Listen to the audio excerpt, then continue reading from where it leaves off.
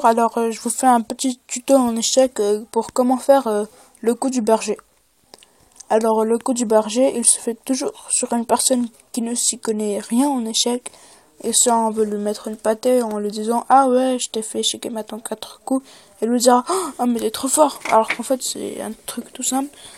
Alors tout d'abord il faut commencer, c'est les blancs qui commencent, nous sommes les blancs, il faut commencer par avancer le pion blanc ici.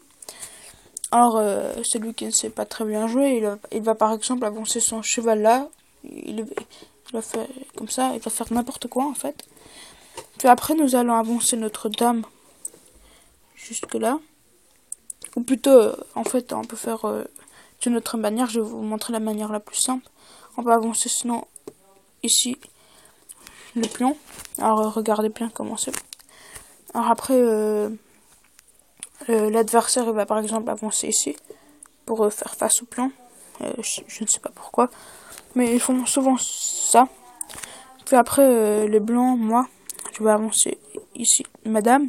Alors, le fou, je l'ai avancé de là à là, la dame de là à là, et le pion de là à là, mais bon, ça c'était au tout début, juste pour ouvrir le passage à madame et à mon fou.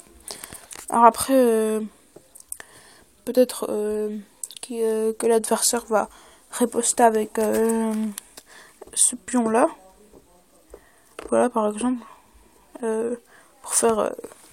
pour faire peut-être bloquer le fou pour lui, hein. En tout cas il peut pas bloquer son fou avec ce petit pion, enfin c'est ce que je pense, normalement non il peut pas.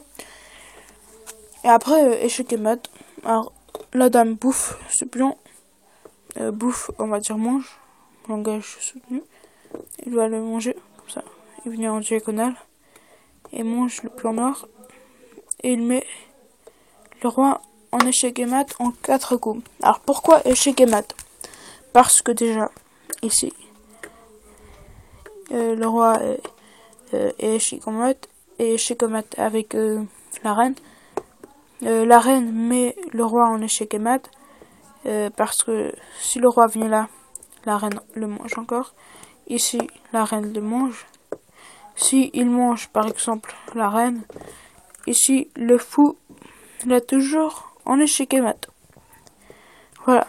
Maintenant, comment contrer le coup du berger? Alors, nous allons dire que nous sommes arrivés à là. J'ai pas encore effectué mon coup du berger et il n'avait pas encore avancé ce pion là. Comment contrer le coup du berger? Alors, première solution, la plus simple, on avance ce petit pion ici. Voilà.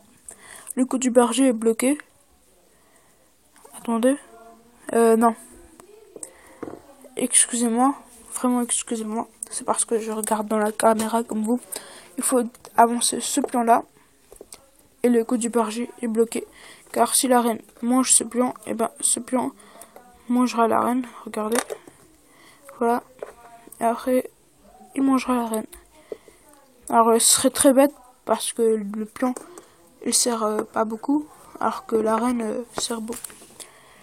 Ou la deuxième solution, c'est de faire mettre le cavalier ici. Alors ici également le coup du berger est bloqué. Mais bon, ça il faut le faire un petit peu avant, quand on sait qu'il doit déjà faire le coup du berger. On met déjà le cavalier, pardon.